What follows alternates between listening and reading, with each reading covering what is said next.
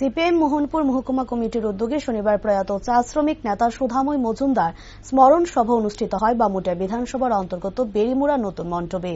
এই স্মরণ সভায় উপস্থিত ছিলেন প্রয়াত সুধাময় মজুমদারের পরিবারের সদস্যরা। প্রাক্তন মুখ্যমন্ত্রী মানিক সরকার, প্রাক্তন মন্ত্রী মানিক দে, ত্রিপুরা বিধানসভার প্রাক্তন উপাধ্যক্ষ পবিত্র কর, বামুটিয়ার বিধায়ক নয়ন সরকার, সিপিআই মোহনপুর মহকুমা কমিটির সম্পাদক প্রণব দেববর্মা, সিপিএম বামুটিয়া অঞ্চল কমিটির সকল নেতৃত্ব ও সহ এলাকার বাম কর্মী সমর্থকেরা। এই স্মরণ সভায় বক্তব্য রাখতে গিয়ে প্রাক্তন মুখ্যমন্ত্রী মানিক সরকার বলেন, চা শিল্পের সঙ্গে অঙ্গাঅঙ্গিভাবে যুক্ত ছিলেন প্রয়াত সুধাময় মজুমদার অর্থাৎ পানুবাবু।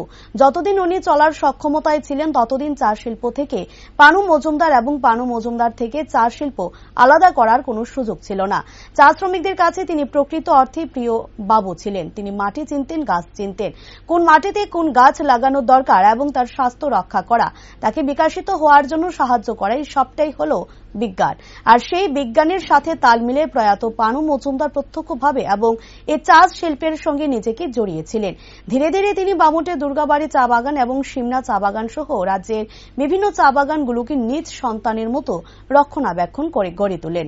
পাশাপাশি চা শ্রমিকদের স্বার্থ সম্বলিত বিভিন্ন দাবি এবং তাদের আপদে বিপদে সবসময় তিনি তাদের পাশে থাকতেন। চা শিল্পের সাথে তিনি যুক্ত ছিলেন।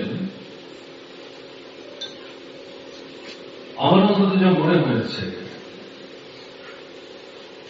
পরিবার প্রতিপালনটা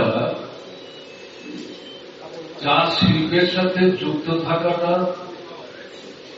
তার কাছে প্রধান বিষয় ছিল না। এই শিল্পের সাথে তিনি আস্তে পৃষ্ঠে যুক্ত হয়ে গেছেন।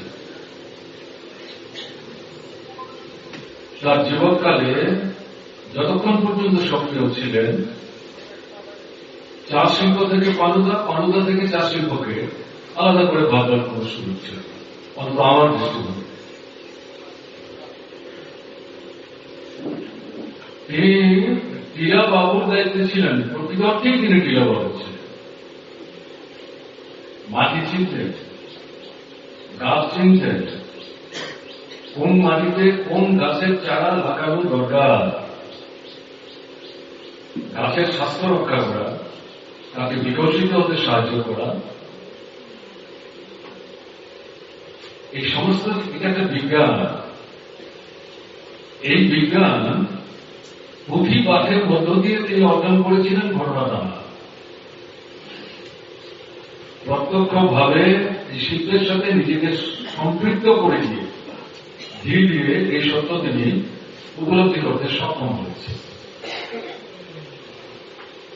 আমার